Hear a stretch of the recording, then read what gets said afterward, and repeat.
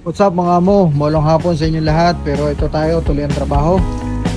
For today's video, magre-release tayo ng finish project natin na patrol. Finish project natin na patrol, ito kukunin yung may-ari. Pakita ko lang sa inyo ating matapos natin na unit. Yan. Nilagyan natin ito ng, pakita ko sa inyo rin yung ano nito, yung before nito. What's up mga amo? Mayroon tayong bagong dating patroller. Patrol GQ ulit, syempre. Time tigil sa GQ. Ito naman, bibisa natin to. Nakita nyo, all stock. All stock, all halos walang modification. Pangilalim yan, stock pa rin. Stock height, walang halos ginalaw.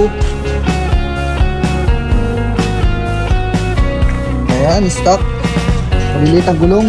Gulong lang nito ay ano yan, 41 lang. Liit lahat. Okay, ilalim, natin ilalim. Stock lang, stock pa rin, tinulayan lang. Likod, stock.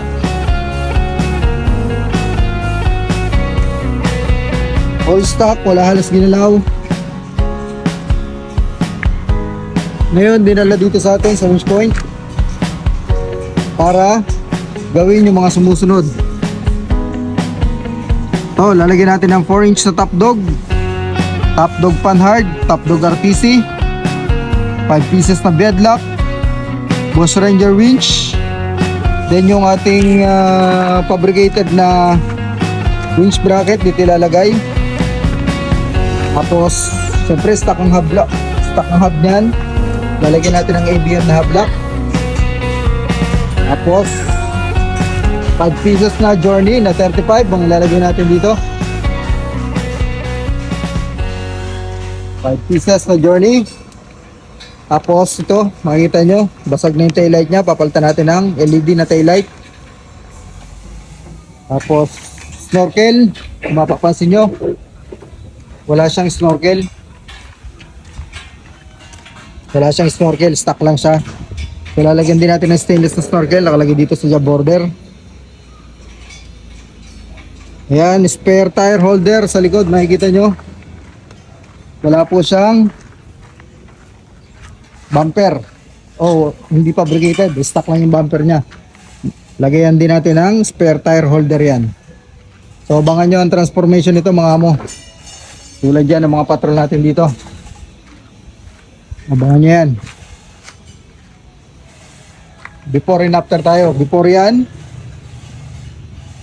then abangan nyo after.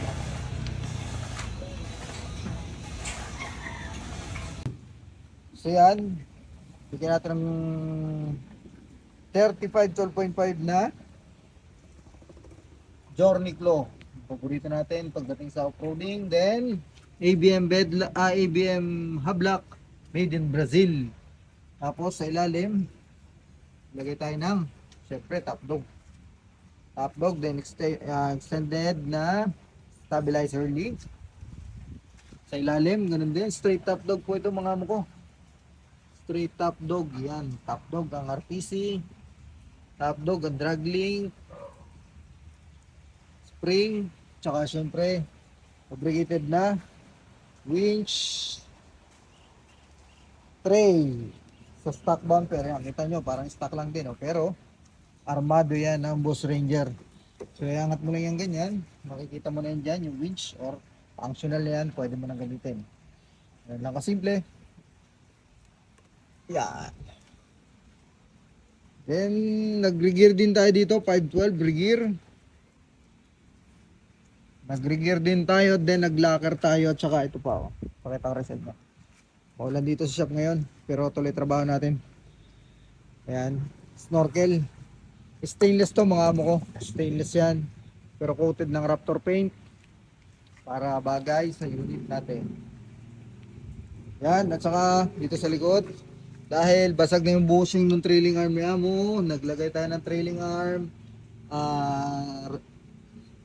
hard race, yan. Yan o, nakita nyo. Hard race and trailing arm natin.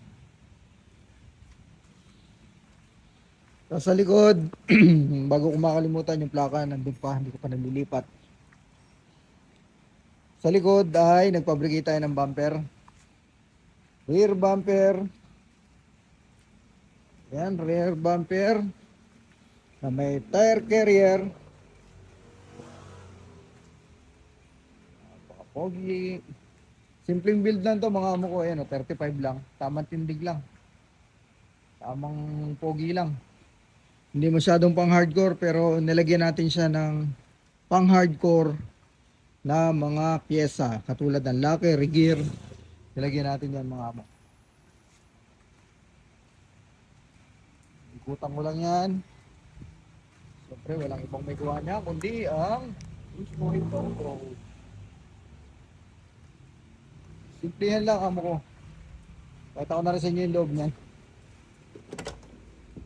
Oop. Wala halos na bago.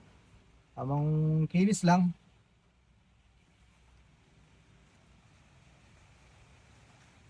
Ayan. Simplihan lang. Snorkel. Magsim tires. Suspension. Ano po ba? Yun lang. Halos. Lacquer, gear. That's it. Saka yung pinakasimple natin. Winch sa stock bumper. Winch sa stock bumper. Ayun, good to go na ito amo ko.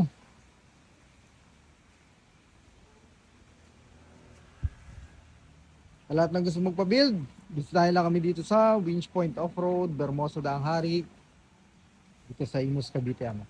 Thank you so much sa tiwala.